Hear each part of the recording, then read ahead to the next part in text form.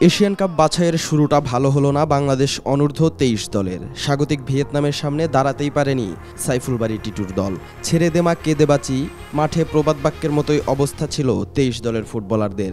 ম্যাচের সাথে দম হারিয়ে টালমাটাল কিউবা মোরসালিনরা। মাঠে নামার আগেই যেন হেরে যায় বাংলাদেশ।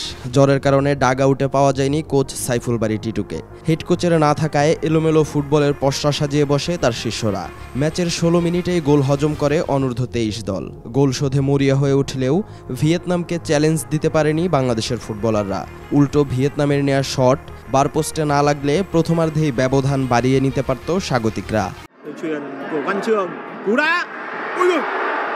বিরতি থেকে ফিরে মাঠে নিজেদের শারীরিক ভাষা খুঁজে পায়নি ২৩ দলের ফুটবলাররা। ভিয়েতনামের সাজানো গোছানো খেলা আটকাতে হিমশিম খায় তারা।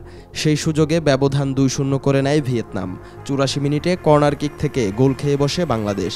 এরপর আর ম্যাচে ফিরতে পারেনি আলামিন সাব্বিররা। এদিন দেশের জার্সিতে প্রথমবারের মতো খেলেছেন কিউবা মিচেল, জায়ান আহমেদ ও ফাহমিদ সালিক। শুরু থেকেই মাঠে নামানো হয় ইংল্যান্ড প্রবাসী মিডফিল্ডার কিউবাকে।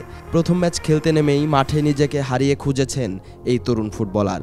বিরতির পর তাকে আর মাঠে নামায়নি টিম ম্যানেজমেন্ট। তবে জায়ান খেলেছেন শুরু থেকে শেষ পর্যন্ত। পাসিং আর পজিশনিং ফুটবল খেলে নজর কেড়েছেন এই লেফট ব্যাক।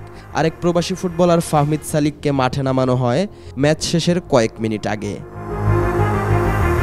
হার দিয়ে এশিয়ান কাপ বাছাইয়ের মিশন শুরু করা বাংলাদেশের পরের ম্যাচ ৬ তারিখ। প্রতিপক্ষ ইয়েমেনের অনূর্ধ্ব ২৩ দল।